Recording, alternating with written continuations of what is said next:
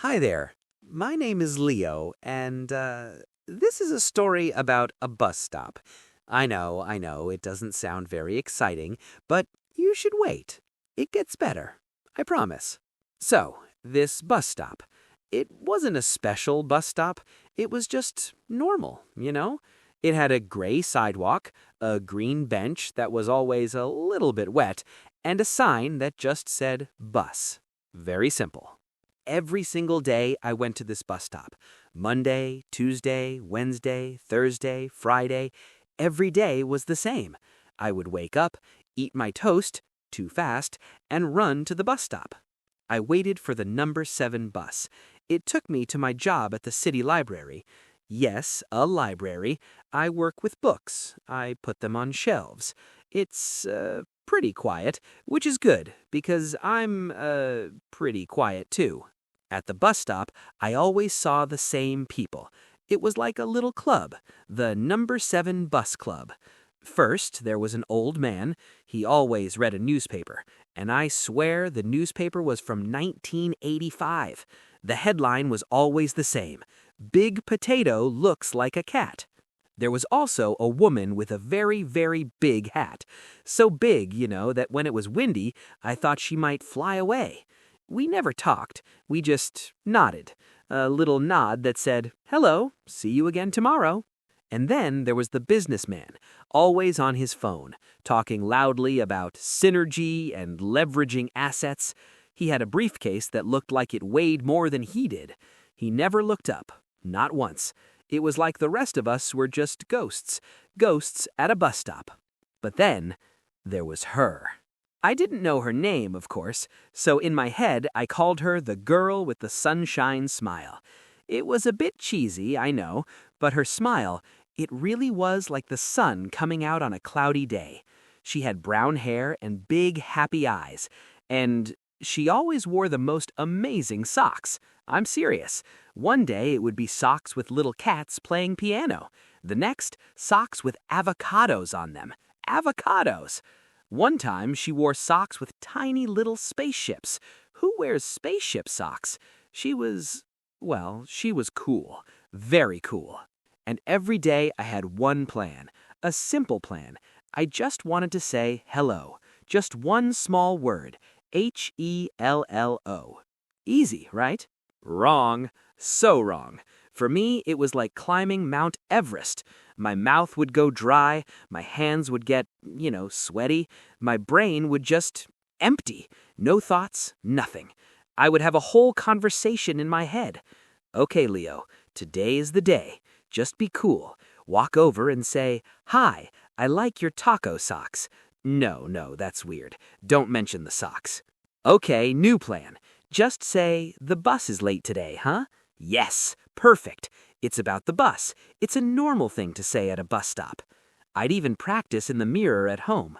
"Hello, my name is Leo." Smooth, confident. But at the bus stop, it was like all the words just melted away. My reflection was a much cooler guy than I was. So I would take a deep breath, I would stand up, I would take one step, and then the bus would arrive. Whoosh! And she would get on, and I would get on, and I would sit alone, another day, gone. This went on for weeks, me just looking. Then, one Wednesday, someone new joined the number 7 bus club. She was an old lady with bright white hair and big round glasses. She sat right next to me on the bench. She looked at me, then she looked at the girl with the sunshine smile, then she looked back at me. She poked me with her finger right in my arm. "Listen, Sonny," she said. Her voice was loud. "I'm 82 years old. I don't have time to watch you stare all day. Just say hello." I was so surprised. My face turned bright red, like a big tomato. I think I just nodded. I couldn't say anything. I just looked at my shoes. The old lady just laughed. "Don't wait too long," she said. "The bus comes fast." And you know what? She was right. And then came the big day. The big day. It was a Tuesday, a very, very rainy Tuesday. The sky was dark gray, and the rain was coming down, hard. I had my big black umbrella. It was my dad's old umbrella. It was a little broken, but it was big, very big. She was there, of course. She had a small, bright yellow umbrella. It looked like a happy little sun in the middle of all the gray rain. I was standing there, trying not to look at her, just looking at my very, very wet shoes, and then it happened. A big gust of wind. Whoosh! It came out of nowhere. It wasn't just wind, it was like a monster, a big invisible monster that really, really hated my umbrella. And my umbrella, it just flipped. It turned completely inside out. 1 second, it's an umbrella.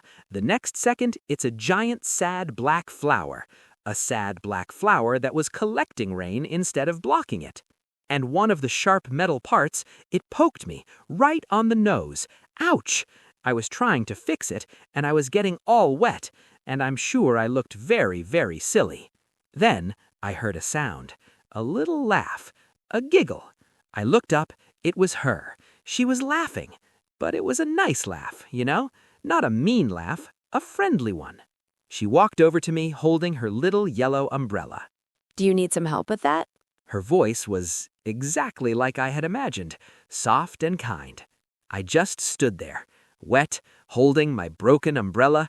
My brain was not working. Yes, maybe? The wind? She smiled that sunshine smile. My name is Mia. And my brain just rebooted. Leo, I said. Just my name. But it was a start. A real start. We stood there, together, under her small yellow umbrella. It was cozy. We talked about the terrible rain, the always late bus, the usual things. But it felt unusual. It felt amazing. And then I remembered something important. It was in my bag. You see, about a week ago, after Mia had left the bus stop, I saw something on the bench. A book, a small sketchbook with a blue cover. I picked it up. I knew it was hers. I had seen her drawing in it before. I put it in my bag to give her the next day. But the next day, I was too scared. And the next day, and the next day. But now was different. My heart was beating fast. But it was a good fast, an excited fast, not a scared fast. Mia, I said. My voice was a little shaky. I think this is yours. I opened my bag and I pulled out the little blue sketchbook. Her eyes got so big. My sketchbook? I thought I lost it forever. I was looking everywhere. Oh my gosh, thank you. She took the book and hugged it, really hugged it. I was so sad. I draw on this every day. I felt really good, like a superhero, a very wet superhero with a broken umbrella. She opened the book, smiling. I was working on a new drawing when I lost it. She flipped through the pages, and then she stopped. She stopped on one page. She looked at the drawing, and then she looked at me. Her face got a little bit pink. Slowly, she turned the book around so I could see, and my jaw just dropped. It was a drawing, a really good drawing.